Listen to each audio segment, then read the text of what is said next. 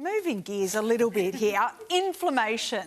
That is a buzzword, David. It is. If there ever was one. It is the word when it comes to health that everyone is talking about because a lot of studies are finding that following an anti-inflammatory diet could actually help reduce chronic pain, boost cognition and prevent disease. And to tell us more is Weekend Sunrise nutritionist Sarah Di Lorenzo. Morning to you, Good Sarah. morning. Hi, guys. Yeah, well, first of all, walk us through this. What is inflammation? How does it affect us? Okay, there's two types of inflammation. There's the acute inflammation, which is beneficial. That's like a response to like an injury or an infection. But then there's this chronic inflammation that is persistent that leads to things like cardiovascular disease, type 2 diabetes. If you could have chronic inflammation, signs and symptoms might be, stiff, weight gain, moody, poor sleep. Stop looking at me. But I always... It's just that, have you met him? And so I always tell, personally, I get tested every year for CRP. You can actually see reactive protein. You can test your inflammation, chronic inflammation. Is that a blood test? It's a blood test. Okay. And I tell all my patients, everyone, you should be looking at this because this is such a great indicator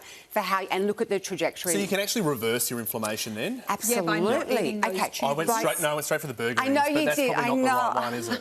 Okay, so these kind of foods are going to drive inflammation. Everything you hear, fried food, fatty foods, lollies, sugar, and what actually happens when you consume that? For example, if there's no fibre there, so you're feeding all the bad bacteria in our gut. 70% of our immune system is located in our gut, so you've just got no good bacteria. Second of all, every time you eat things like these frogs or that cordial there or that cereal, the bananas, you're getting a glucose spike, and that glucose spike then has an inflammatory response, and then you get that continually and perpetually, and then also too much omega-6. Omega-6 is for energy. Which too one's much. that? Omega-6. So omega-6 you find it's what they basically all the seed oils and stuff that are used in manufactured products, and they will actually generally spike it. So you want the good balance. Well, they're not, seed oils aren't bad, but too much of them is. Yeah. Okay. What about, okay, this is obviously what's good for us to reduce inflammation. Absolutely, 100%. So what we're looking for is everything that's antioxidant rich, that's got omega-3 and full of fibre. Fibre for gut,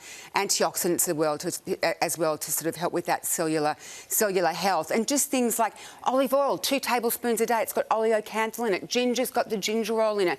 Turmeric's got curcumin in it. Like fruits, vegetables, grains, everything, fatty fish.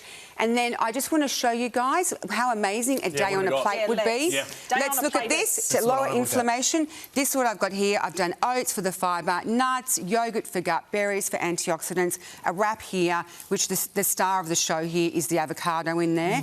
And then in here I have made, because I'm obsessed with not using salmon right now, I have done a mackerel curry, which is amazing. Really? I love mackerel. Mackerel curry. Salmon? No, I'm just trying not to use it, but I'm just trying to use nice oily fish. cheaper fish, and then turmeric latte as well as walnuts. That is heaven for lowering inflammation. Dark chocolate, green tea, some blueberries in the afternoon.